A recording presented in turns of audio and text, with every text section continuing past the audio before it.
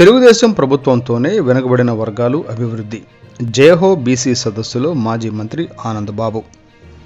బాపట్ల జిల్లా వేమూరు నియోజకవర్గంలోని మండల కేంద్రమైన బట్టిప్రోలులో వేమూరు నియోజకవర్గ పరిధిలో జయహో బీసీ సదస్సు నియోజకవర్గ బీసీసీఎల్ అధ్యక్షులు బట్టు మల్లికార్జునరావు తదితర నాయకుల సారథ్యంలో స్థానిక ఆర్యవైశ్య కళ్యాణ మండపంలో తెలుగుదేశం పార్టీ రాష్ట్ర కార్యదర్శి తూనుగొంట్ల సాయిబాబా అధ్యక్షతన జరిగింది. ఆనందబాబు మాట్లాడుతూ వెనుకబడిన వర్గాలకు అత్యధిక ప్రాధాన్యత ఇచ్చి అన్ని రంగాలలో అభివృద్ధి చెందడానికి తెలుగుదేశం కృషి చేస్తున్నట్లు తెలిపారు. జగన్మోహన్ రెడ్డి ప్రభుత్వంలో ఎస్సీ, ఎస్టీ, బీసీ మైనారిటీలపై దాడులు అధికమయ్యాయి అని అన్నారు. రానున్న రోజుల్లో తెలుగుదేశం పార్టీ అధికారం చేపడుతుందని, గతంలో బీసీలకు ఇచ్చిన అన్ని పథకాలు తిరిగి ప్రారంభించడం జరుగుతుందని అన్నారు. తదనంతరం ద్విచక్ర వాహనాలతో పెదపులివర్రు, వెలటూరు, కొల్లూరు, వేమూరు వరకు జయహో బీసీ యాత్ర నిర్వహించారు. ఈ కార్యక్రమంలో మాజీ ఎమ్మెల్యే ముమ్మనేని వెంకట సుబ్బయ్య, నాయకులు డాక్టర్ చందోలు పురుద్వీలత, గంటా స్వాతి, జనసేన జిల్లా నాయకురాలు సోమరతు అనురాధ, కుక్కల వెంకటేశ్వరరావు, కనపర్తి సుందర్రావు, 5 మండలాల తెలుగుదేశం పార్టీ నాయకులు, కార్యకర్తలు అధిక సంఖ్యలో పాల్గొన్నారు.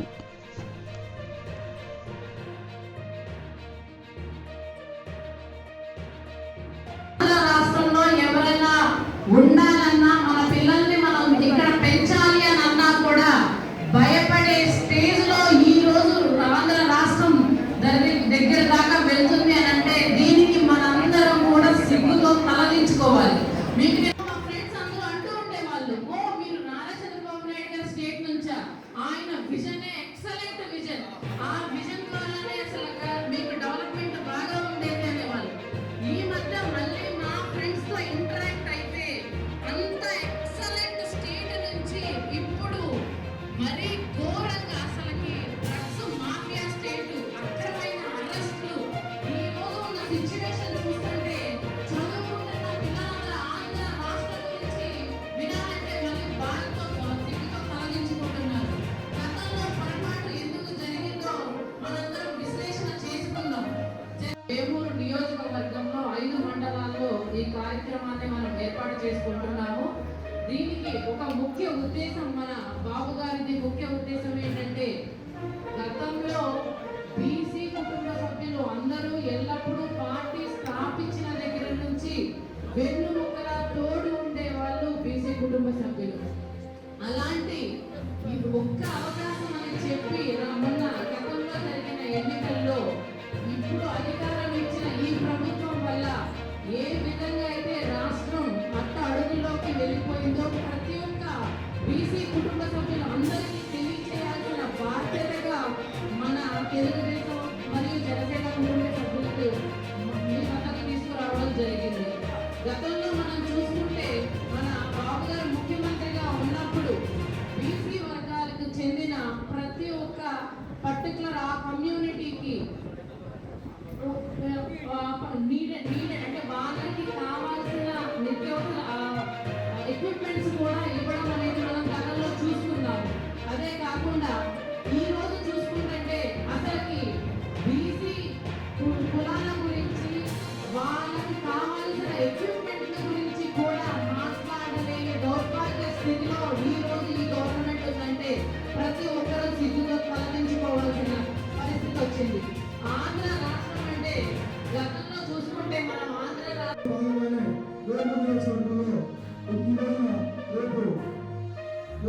కార్యక్రమం జరుగుతుంది.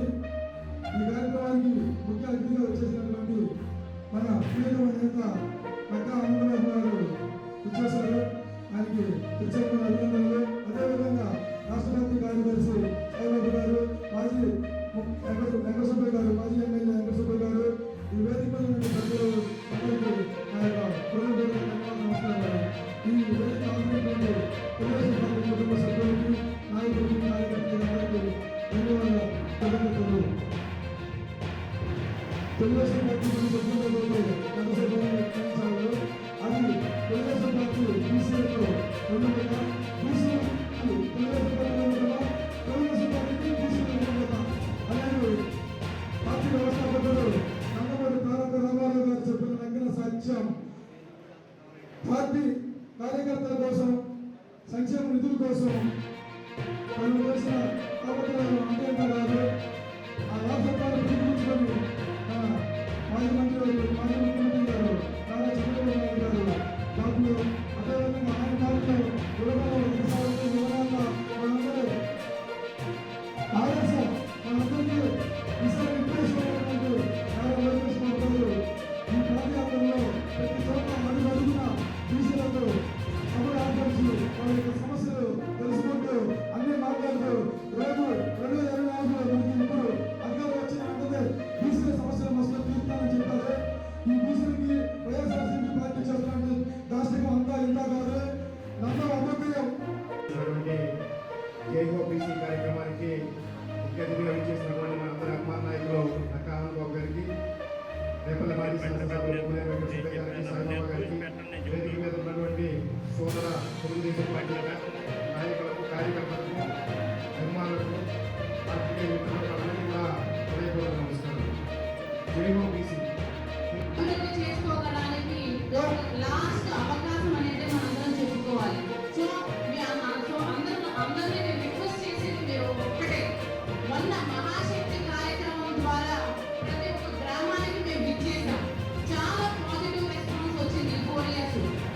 అదే విధంగా ఈ రోజు రేపు జరగబోతున్న జైహో బీసీ కార్యక్రమాన్ని కూడా ప్రతి ఒక్క ఇంటికి తీసుకుని వెళ్ళి గతంలో మన బాబు గారు ఏ విధంగా అయితే అభివృద్ధి చేశారో ఈ రోజు ఎటువంటి అభివృద్ధి జరగకుండా అన్యాయం జరుగుతున్న రాష్ట్రాన్ని మళ్ళీ మనం వాళ్ళకి తెలియజేసి రానున్న రోజుల్లో ఎలక్షన్స్ లో ఆ ఓటుని తిరిగి తీసుకొచ్చుకునే వరకు మన పార్టీకి ప్రతి ఒక్కరూ కష్టపడాలని చెప్పి ఆ దిశగా ముందుకు వెళ్ళాలని కోరుకుంటూ ఇక్కడికి విచ్చేసిన ప్రతి ఒక్కటే పేద పరుగు బలహీన వర్గాలతో ఉండినటువంటి పార్టీ ఊరు కొత్త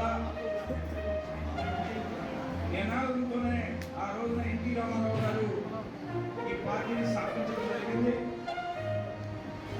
ఈ పార్టీ వచ్చిన తర్వాత బీసీలకి ఉమ్మడి రాష్ట్రంలోనే మరి అనేక ప్రోటోకాల్ ఇచ్చి మరి ఈ బీసీ కులాల హక్కుల కోసం పాటుపడినటువంటి పార్టీ తెలుగుదేశం పార్టీ.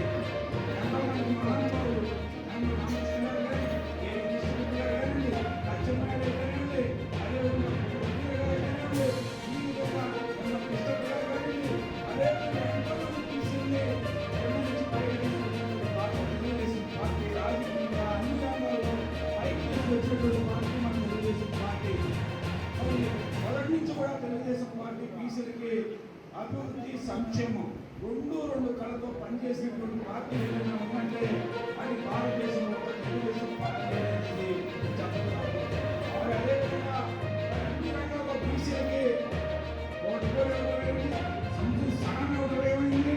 మరి అదేవిధంగా బీసీలకి మరి స్థానిక సంస్థలు రిజర్వేషన్ కల్పించే విధానం తెలుగుదేశం పార్టీ 34% రిజర్వేషన్ కల్పిస్తే ఈ ప్రభుత్వం వచ్చి దాన్ని 18% తీసుకొచ్చింది ఈ జగన్మోహన్ రెడ్డి. ఆ రోజున మీకు అందరికీ కూడా మరి కార్పొరేషన్ అన్ని కులాలకి కార్పొరేషన్ ఇస్తామని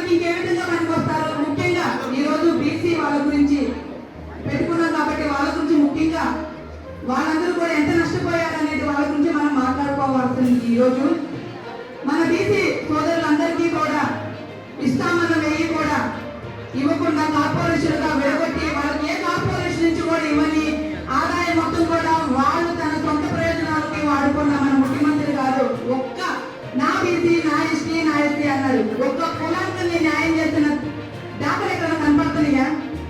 ఏ విధంగా మనందరినీ మోసం చేశాడు, ఒక్క ఛాన్స్ అని చెప్పి ఏ విధంగా మనందరినీ మోసం చేశాడో మనం అందరూ కూడా తెలుసుకోవాలి. ముందు రోజుల్లో రాబోయే రోజుల్లో కూడా మన ఉమ్మడి గవర్నమెంట్ వస్తేనే మీరు కలల కన్నా రాజ్యం రావాలి అంటే మనం ముందు వేసే స్టెప్ ఖచ్చితంగా మంచి అడుగుట్టు వేయాలి. మన ఉమ్మడి ప్రభుత్వాన్ని గెలిపించుకోగలిగితే మనం అనుకున్న రాజ్యం మనకు వస్తుంది. ఏ విధంగా మనందరినీ కూడా మొద్దులు పెట్టుకుంటూ ఒక్క ఛాన్స్ అనుకుంటూ పోయి మనం చాలా అవమానం పరిచి మనం ఎంతో ఇబ్బందులు పడుతున్నదని కూడా ఆయన కారణమయ్యారు జగన్మోహన్ రెడ్డి. అంబేద్కర్ విగ్రహాన్ని పెట్టారంటాడు. అంబేద్కర్ విగ్రహాన్ని ఏ విధంగా పెడతాడు? బీసీ అగ్ర కులాలందరినీ కూడా ఇబ్బందులు పెట్టి ఒక విగ్రహం పెడితే మంచివాడైపోతారా? మరి అవన్నీ మనం తెలుసుకోవాలి. తెలుసుకోవాలంటే మన తెలియని వాళ్ళకు కూడా ఆయన చేసే ప్రతి ఒక్క పనులన్నీ కూడా వివరించి రాబో రోజుల్లో ఓటు అనేది మనం మంచిగా ఉపయోగించుకుంటూ మన ఉమ్మడి గవర్నమెంట్ మనం తీసుకొచ్చుకోవాలని చెప్పి ప్రతి ఒక్కరిని కూడా కోరుకుంటూ బీసీ నాయకులందరినీ కూడా ఒకటే రిక్వెస్ట్ చేస్తున్నా. బీసీ నాయకులు మన సామాజికంలో అత్యధికంగా సగం పైగా ఉన్నటువంటి వృత్తి పనులు చేస్తున్నటువంటి కూడు గూడు గుడ్డ ఏ ఒక్క విషయంలో కూడా వాళ్ళు లేనటువంటిది మనం లేమని చెప్పి మన సందర్భంగా నేను తెలియజేసుకుంటున్నాను. ఒక ఇంటి విషయంకి వస్తే గృహ నిర్మాణం దగ్గర నుంచి మనం పట్టుకునే బట్ట కూడా చేనేత వర్గం నుంచి మనం వంట సామాను ఉపయోగించుకునేది కూడా ప్రతి ఒక్కరు కూడా మనం బీసీ వాళ్ళ దగ్గర నుంచి మనం పొందపరుచుకుంటున్నాం అన్నమాట. అట్లాంటి వ్యక్తులకి మన సమాజంలో ఇస్తున్న గౌరవం ఎట్లాంటిది ఉందో మన ముఖ్యమంత్రి ఏ విధంగా ఇస్తున్నారో కూడా మనందరం కూడా తెలుసుకోవాలి. రానున్న రోజులు కూడా మీ అందరి బలం కూడా మంచిగా ఆలోచించి ఉమ్మడి ప్రభుత్వం గెలిపించుకోవాలని చెప్పి కోరుకుంటూ నాకు ఈ చక్కని అవకాశం ఇచ్చిన ప్రతి ఒక్క టీడీపీ జనసేన కుటుంబ సభ్యులందరికీ కూడా మరొకసారి ధన్యవాదాలు తెలియజేసుకుంటున్నాను. ఇటీవల 5-6 నెలల క్రితం ఎంత ఘోరంగా ఉప్పాలవారి పాలనలో అమరనాథుడు ఎంత అమానుషమైన సంఘటన. మరి సిగ్గుతో తలవంచుకుని సభ్య సమాజం సిగ్గుతో తలవంచుకోవాలి. మరి ఆ 2 పిల్లలు ఏ విధంగా నోట్లో గుడ్డలు ఊపి పెట్రోలు పోసి తగలబెట్టారో మనం చూసాం. ఇటువంటి అకృత్యాలు రాష్ట్రంలో చాలా జరిగింది. గతంలో ఎస్సీ మీద జరిగి బలహీన వర్గాల మీద కూడా జగన్మోహన్ రెడ్డి అధికారంలోకి వచ్చిన ఇటువంటి సంఘటనలు కోపంలో జరిగింది. ఇటువంటి కార్యక్రమాలు ఇటువంటి కార్యకలాపాల నుంచి రక్షణ కావాలంటే రక్షణ చట్టం ఇవ్వాలని చెప్పి చంద్రబాబు నాయుడు గారు రక్షణ చట్టం కూడా మీకు ఇవ్వబోతా ఉన్నాడు. ఇవన్నీ దృష్టిలో పెట్టుకొని మళ్ళా చంద్రబాబు నాయుడు గారిని అధికారంలో తీసుకురావాలి. తీసుకొస్తే బలహీన వర్గాలకి ఒక అండదండని యథార్థం అని చెప్పి ఇలా గమనించి మీరందరూ కూడా ఉత్సాహంగా ఓటమిస్తూ ముందుకు వస్తా ఉన్నారు. ఈ కార్యక్రమాన్ని దిగ్విజయంగా ఎన్నికల వరకు కొనసాగించాలని చెప్పి సందర్భంగా కోరుకుంటూ ఈ కార్యక్రమాన్ని ఇంత ఘనంగా మన 2 రోజుల్లో ఏర్పాటు చేసి ఈ 2 రోజులు ఈ దిగ్విజయ యాత్ర నిర్వహించబోతున్నటువంటి నియోజకవర్గ బీసీసీఎల్ అధ్యక్షుడు మల్లికార్జునరావు గారిని, అదేవిధంగా రాష్ట్ర కార్యాలయంలో ఉన్నటువంటి ప్రసాదరావు గారిని, శివకుమార్ని, ఇంకా ఇతర ఈ నియోజకవర్గం జిల్లా రాష్ట్రంలో ఉన్నటువంటి బీసీసీఎల్ నాయకులందరూ కూడా హృదయపూర్వక అభినందనలు ధన్యవాదాలు తెలియజేస్తూ, అదేవిధంగా యావత్ పార్టీ కూడా వాడు వచ్చే మండలాల్లో ఆ రూట్ వారీగా రూట్ మ్యాప్ తీసుకొని అందరూ కూడా సహకరించి కార్యక్రమాన్ని విజయవంతం చేయాలని చెప్పి ఈ సందర్భంగా కోరుకుంటూ మీ అందరూ కూడా కొల్లూరులో మంచి ఏర్పాటు చేయబడింది. ఎవరు కూడా మిస్ కాకుండా ఈ ర్యాలీ మొత్తం వీళ్ళు చెప్పిన నాయకులు రూట్ చెప్తారు. ఆ రూట్ ప్రకారం అక్కడికి వెళ్ళి లంచ్ చేసి వేమూరు దాకా వెళ్ళి వేమూరు సోమవేలి దగ్గర మీరు ముగిస్తారని చెప్పి సందర్భంగా తెలియజేస్తూ సెలవు తీసుకుంటాము. వాళ్ళు పెట్టినటువంటి సాధికార యాత్రలో కనీసం ఈ స్థాయి కార్యక్రమం ఒకటన్నా చేశారని నేను అడుగుతా ఉన్నా. ఎవరో వాడు వచ్చిన 10 నిమిషాలు చెప్పడానికి కూర్చోరు. ఖాళీ కుర్చీలకి మంత్రులు ఎమ్మెల్యేలు ఖాళీ కుర్చీలకి మీటింగ్లు చెప్పుకొని పోతా ఉన్నారు. ప్రతి కార్యక్రమం కూడా వాళ్ళు చేసిన ప్రతి సాధికార యాత్ర కార్యక్రమం కూడా అదే విధంగా జరిగింది. ఇవాళ మరి ఉదయం 10 గంటలు మొదలు పెట్టారు మీరు, ఇవాళ 1 గంట అవుతా ఉంది. సాయంత్రం దాకా మీరు మొక్కవరి దీక్షతో ఈ కార్యక్రమం విజయవంతం చేయడానికి వచ్చారు. సామాన్య విషయం కాదు. ఇవాళ మీలో ఉన్నటువంటి కసి పట్టుదల, ఇలా అధికారంలో ఉన్నటువంటి జగన్మోహన్ రెడ్డి ఏ విధంగా అధికారంలోకి వచ్చాడో అదే విధంగా తరిమి కొట్టాలని ఒక పట్టుదల మీలో కనబడతా ఉంది. ఖచ్చితంగా నెరవేర్చి మీరు తలుచుకుంటే జరగదు లేదు. ఖచ్చితంగా తరిమి కొట్టబోతా ఉన్నారు. ఇవాళ ఎవరైనా అధికారం పోతే రాజకీయాల్లో ఇంటికి పోతారు, లేకపోతే ఏదో రేపు ఇంటికి వాడు జైలుకి పోతాడు, మళ్ళా తిరిగి శాశ్వతంగా జైల్లో ఉంటాడు జగన్మోహన్ రెడ్డి. ఇవాళ మన నాయకుడిని హింసించాడు, పై స్థాయి నుంచి కింద స్థాయి దాకా. ఆఖరికి మన అగ్ర నాయకుడిగా ఉన్నటువంటి చంద్రబాబు నాయుడు గారిని కూడా అడ్డగోలు కేసులు పెట్టి అక్రమ కేసులు బనాయించి జైలుకు పంపించాడు. ఎంత అనుభవిస్తాడు జగన్మోహన్ రెడ్డి. ఆల్రెడీ 16 నెలలు జైల్లో ఉంచాడు. ఇతను చేసినటువంటి నేరాలకి, ఆర్థిక నేరాలకి అవి రుజువులు కూడా ఉన్నాయి, ఛార్జ్ షీట్లు కూడా ఫైల్ అయింది. విచారణ మొదలై శాశ్వతంగా జైలుకు పోతా ఉన్నాడని మీకు తెలియజేస్తా ఉన్నా. కాబట్టి ఎన్నికలుగా 2 నెలలే ఉన్నాయి. కౌంట్ డౌన్ మొదలైంది. మొత్తం 70 రోజుల్లో ఎన్నికలు రాబోతా ఉన్నాయి. దయచేసి ఆలోచించండి. ఇదే ఉత్సాహం కొనకలెత్తించాలి, వెన్నులో ఒడుగు పుట్టించాలి. బ్యాక్ బోన్ తెలుగుదేశం పార్టీకి మీరే. అవతల వాళ్ళ వెన్నులో ఒడుగు పుట్టించే విధంగా కార్యక్రమాలు ఈ రోజు నుంచి 60 రోజులు కూడా కార్యక్రమాలు ఎస్సీ ఎస్టీల మీద రక్షణ చట్టం ఉంది. అదేవిధంగా మొన్న ఇచ్చినటువంటి సూపర్ 6 పథకాల్లో బలహీన వర్గాలు కూడా చంద్రబాబు నాయుడు గారు రక్షణ చట్టాన్ని ఇవ్వబోతా ఉన్నాడు.